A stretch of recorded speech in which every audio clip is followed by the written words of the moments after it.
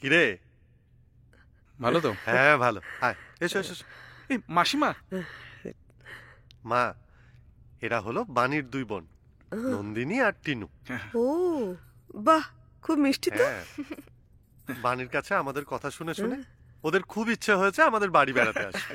তা বেশ তো, তুমি ওর সঙ্গে এসো মা, এসো। কিরে?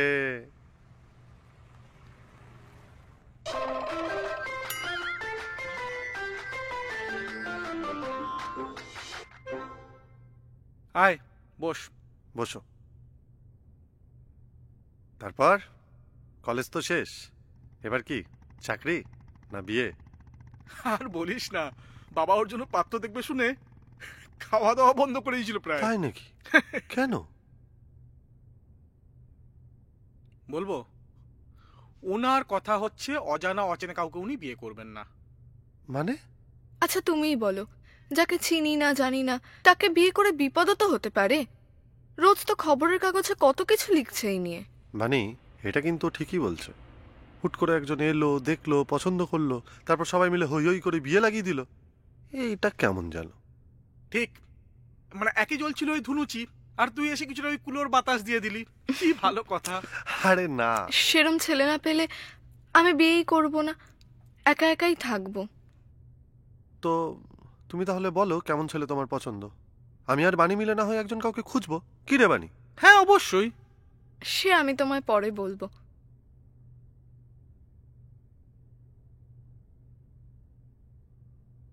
আচ্ছা,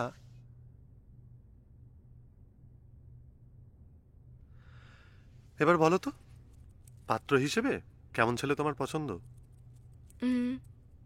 সেই রকম ছেলে যে শিক্ষাটা গ্রহণ করেছে বুকের মধ্যে। বাপরে, একটু সহজ করে বলো। আচ্ছা, একজন শিক্ষিত মানুষের কাছে তুমি কি চাইবে? ভালো ব্যবহার। ব্যাস, শুধু এটুকুই? আর কি?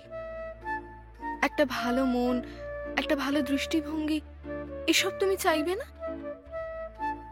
আসলে কি জানো তো, আমরা ধরেই নিই যে একজন শিক্ষিত মানুষের মধ্যে এই বিশেষত্বগুলো থাকবেই। আসলে পাত্রের বংশমর্যাদা, পদমর্যাদা অথবা তার অর্থ সম্পত্তির কথা ভেবে আমরা সেদিকে যথেষ্ট নজরই দিই না। তারপর দুদিনেই লোভী আর স্বার্থপর মনটা বেরিয়ে পড়ছে।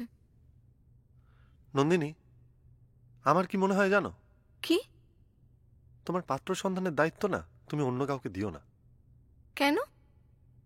কারণ যে অন্তর্দৃষ্টি মানুষের হৃদয়কে দেখতে পায়, ঈশ্বর তোমাকে তা দিয়েছেন।